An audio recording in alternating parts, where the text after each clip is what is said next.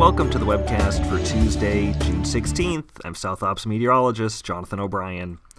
Visible satellite this morning shows a pretty similar picture to this time yesterday. The marine layer appears to have deepened a little bit today, with low clouds covering all of the coastal areas and generally spreading a little further inland than yesterday. That'll be a sign of things to come for later this week, but for now, high pressure remains in control and those marine layer clouds will burn back pretty quickly today. Here's a look at yesterday's lightning map, and it was a drastically reduced count compared to Sunday when we saw close to 300 strikes across the Sierra region. Yesterday saw only a couple of strikes across the Sierra and a smattering out towards the Arizona border. We will again run a risk for thunderstorms today, and today it looks like the best chance will be over the Southern California mountains and deserts south and east of I-15. We can't rule out an isolated storm across the Sierra as well, but any activity across the Sierra today would be very limited, if any. A fairly strong area of high pressure remains overhead of us today, but it will start to weaken over the next couple of days. That will open the door for a weak Pacific trough to move through the region Friday and Saturday, bringing us a cooling trend to end the week. Heading into next week, most indications are that some form of high pressure will start to build back into the region. Here's a look at today's forecast highs. We remain very much on the warm side, about 5 to 10 degrees above average, with upper 70s and 80s across the lower mountains, 90s to low hundreds in the valleys, and 105 to 115 in the low desert. Areas west of the coastal slopes should see little change today versus yesterday, but if anything, it will likely be a couple of degrees warmer across the interior, making today the hottest day of the week in many areas. Minimum humidity will remain mainly between 15 and 30% above and inland from the marine layer influence today, with single digits in the deserts and higher humidities in the coastal areas. Winds will be mostly light and terrain-driven today, following typical local patterns. Changes are in store for later this week as that trough approaches.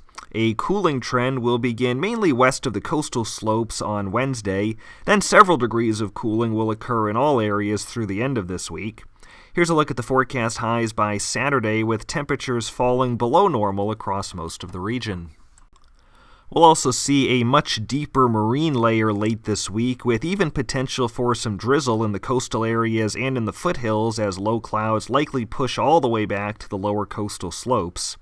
That will spread higher humidities much further inland, and June gloom will be on in full force, with slow or no clearing in many areas west of the coastal slopes, especially Friday and Saturday. Onshore flow will also strengthen from Wednesday through the end of this week. Southwest to northwest winds of 15 to 25 miles per hour with gusts to 40 miles per hour will surface across the wind-prone mountain ridges and desert passes from Wednesday through Saturday.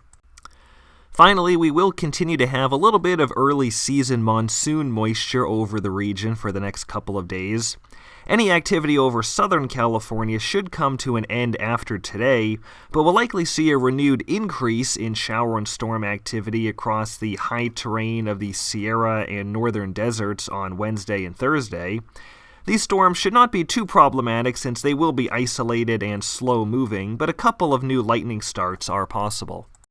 A brief look at the longer-range outlook shows above-normal temperatures favored by the Climate Prediction Center as we work towards the end of June. However, there is still quite a bit of uncertainty as to what the prevailing pattern will look like beyond the next 7 to 10 days, with both warmer and cooler options appearing to be on the table. Dead fuel moistures will see steady or falling trends for the next couple of days, then see some increases late this week and over the weekend with the cooler weather. ERCs are near to a little above normal in most of the region, but mostly remain at or below the 80th percentile.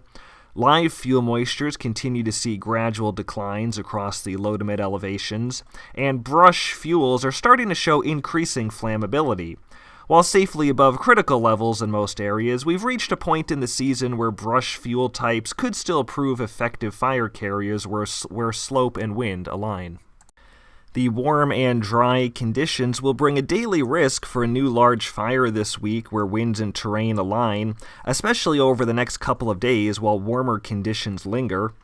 However, potential should decrease quite a bit late this week and over the weekend as cooling occurs, with a renewed increase in activity possible next week if that warming trend materializes. Overall, expect light to moderate initial attack activity across the region through the forecast period. That's it for today's webcast. Thanks for joining us. The next one will be on Wednesday, June 17th.